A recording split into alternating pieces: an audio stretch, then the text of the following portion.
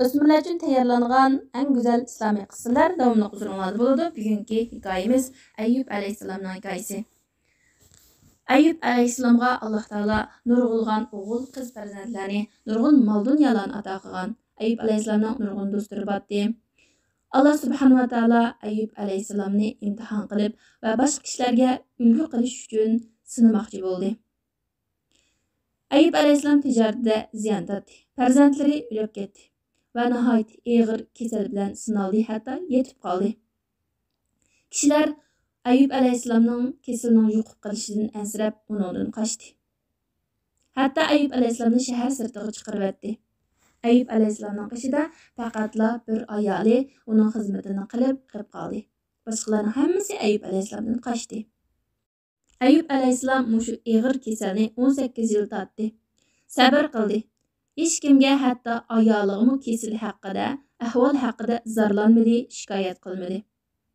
Ammo ma'lum bir kuni ayoli uningga: "Agar Alloh taologa duo qilgan bo'lsang, sening bu qiyinchiliklaringni ketirib o'tgan bo'lsa, kesaling shifolik ato qilgan bo'lsa", dedi. Əyyub əleyhissalam ayoldan so'rab: "Biz ozodchilikda, rohat farog'atda qancha yil yashadik?" dedi. Ayoli 80 yil dedi. Əyyub əleyhissalam uningga bundoq dedi: "Mening balo musibatda, imtihonda turgan vaqtim, mening rohat farog'atda turgan vaqtimga yetmaydi. Shuning uchun men Allohdan hayo qilaman", dedi. Ayoli umidsizlandi va achchig'i keldi.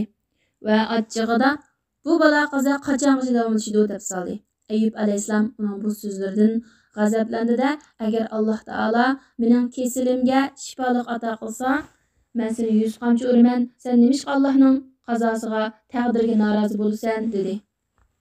Aslida Əyyub əleyhissalamning ayoli kishilarning kirqatlarini yuvib, tomoqni etib berib, Əyyub əleyhissalamga va o'ziga bir qancha tomoq akilibdi. Lekin bir qancha kundan keyin kishilar Əyyub əleyhissalamning kesilining o'zlariga yuqib qolishidan ansirab, ayolini ishlatkili unimadi.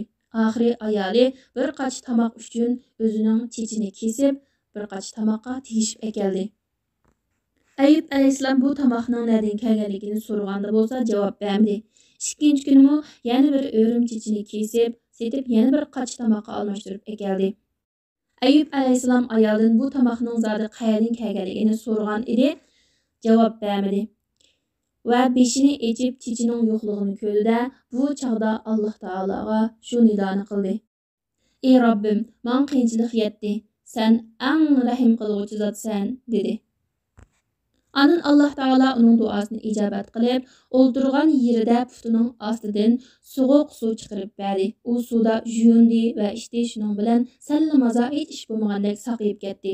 Ayoli qaytib kelib, erini ko'rdi-da, tunayolmay qoldi. "Sen kim?" dedi. Eri: "Men Əyyub", dedi. Abdullah ibn Abbas radhiyallohu anhu shunday deydi: Allah subhanahu va taolo Əyyub əleyhissalamga ikram qilib qolmasdan, uning bilan birga talay yillar sabr qilgan ayolig'imi ikram qilib, uni yosh holatiga qaytirdi-da, ularga Alloh taolo ilgirki farzandlaridan necha ko'p farzandlarni ato qildi. Əyyub əleyhissalamning ayolini 100 qamchi urishi haqidagi qasamiga nisbatan Allah subhanahu va taolo ularga mehribonlik qilib, Əyyub əleyhissalamni bir tutam samon bilan urishga buyurdi. Qasamini ijro qildi. Shuning uchun yukingiz og'irlab ketsa, sizga kelgan sinoq ko'tarilmagidek darajada og'ir tuyulsa, Əyyub əleyhissalamning sabrini o'ylang. Sizning sabringiz Əyyub əleyhissalamning sabriga nisbatan faqatla dengizdagi bir tomchiga o'xshaydi. Allah subhanahu va taolo bizlarga Əyyub əleyhissalamning sabridan bir oz bo'lsin ato qilsin. Amin.